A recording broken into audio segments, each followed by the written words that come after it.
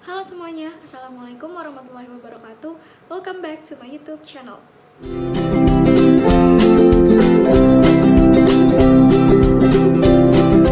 Hai teman-teman, ketemu lagi sama aku Alivia Reski, NIM 2302011191401111 dari kelas Teknologi Pangan B kelompok 3 Praktikum Iptek Susu. Karena kemarin kita udah masak-masak daging, sekarang aku mau ngajak kalian untuk bikin yang manis-manis nih, atau sering kita sebut dessert.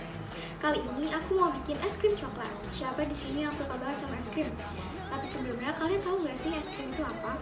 Es krim sendiri merupakan sejenis makanan semi padat yang terbuat dari campuran susu, lemak hewani atau nabati, gula, dan dapat menggunakan atau tanpa bahan makanan lain.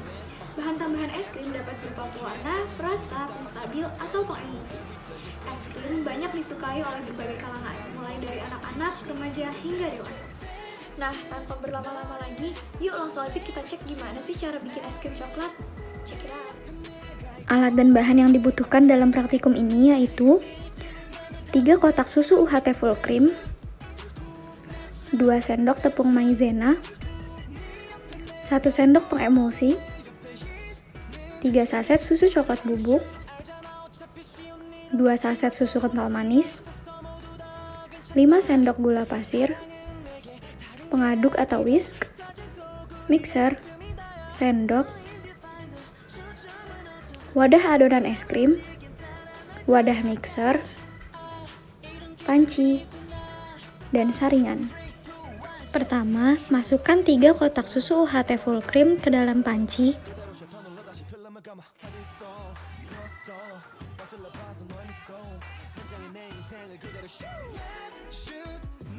Kemudian, masukkan 2 saset susu kental manis.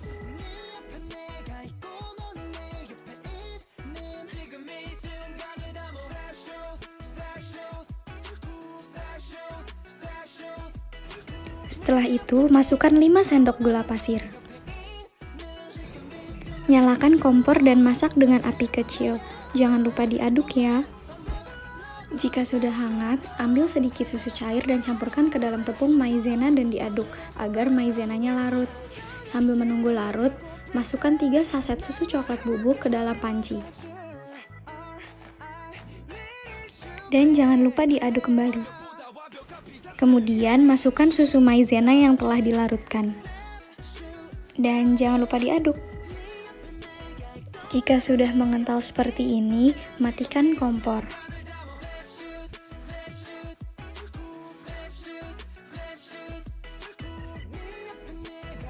Sambil dipindahkan ke wadah, adonan es krim disaring terlebih dahulu menggunakan saringan agar memperoleh adonan dengan tekstur yang lebih lembut.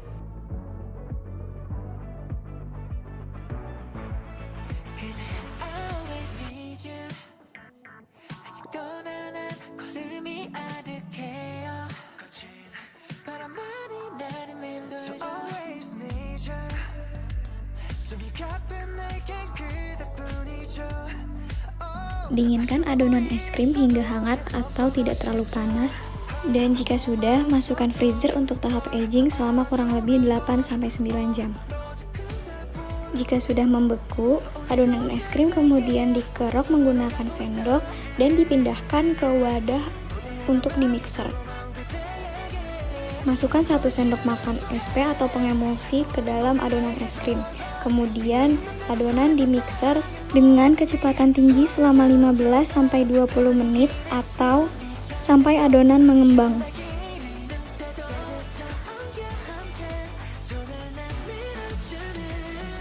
Jika dirasa sudah cukup mengembang, pindahkan adonan es krim ke dalam wadah.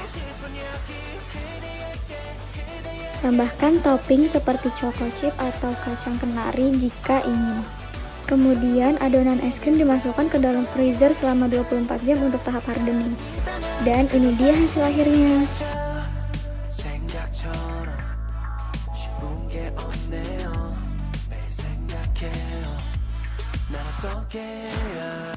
Nah, ini dia hasil es krim yang udah tadi aku buat. Es krim ini aku kasih merek Milo Miluf dengan komposisi susu UHT, susu kental manis, susu bubuk rasa coklat, gula, tepung maizena, dan pengemulsi. Es krim ini diproduksi di Kebayoran Lama, Jakarta Selatan. Tanggal produksi 19 November 2021 dan baik dikonsumsi sebelum 26 November 2021.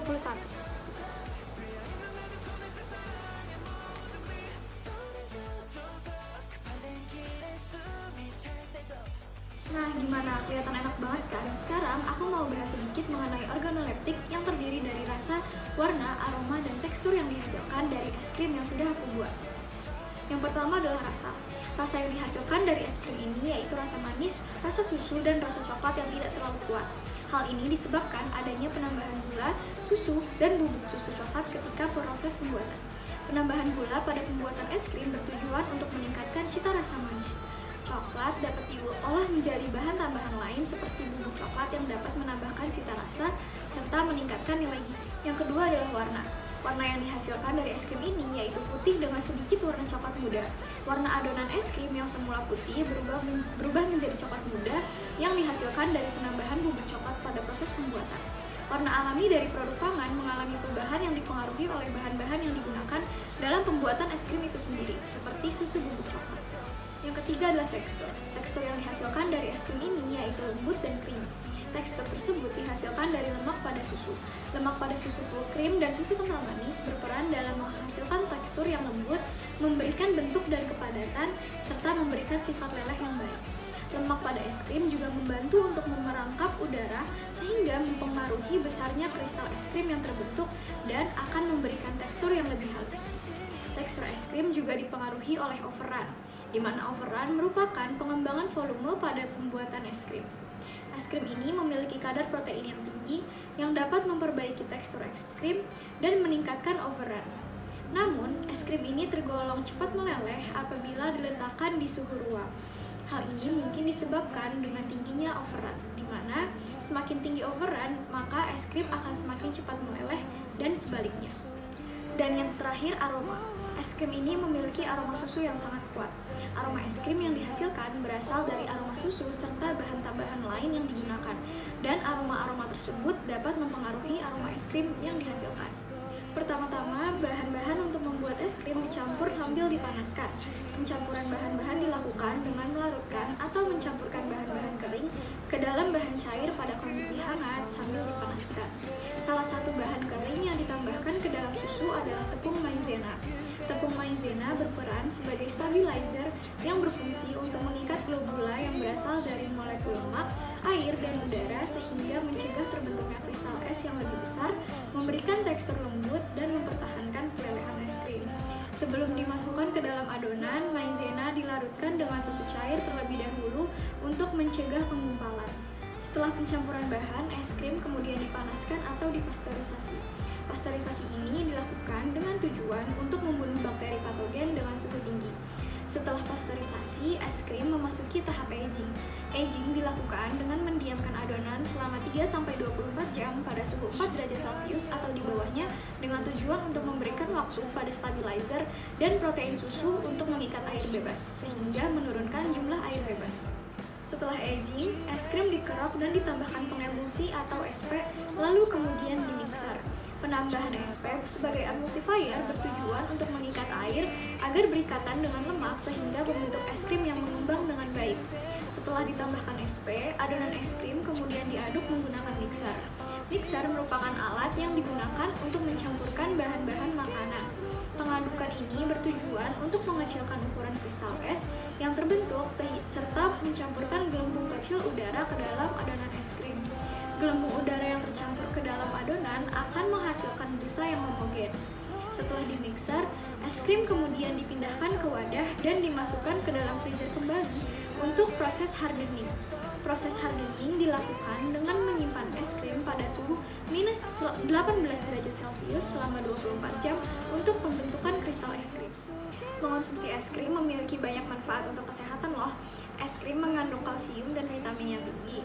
Mengonsumsi es krim juga dapat melindungi gigi dan gusi, mengurangi peradangan, dan menurunkan berat badan.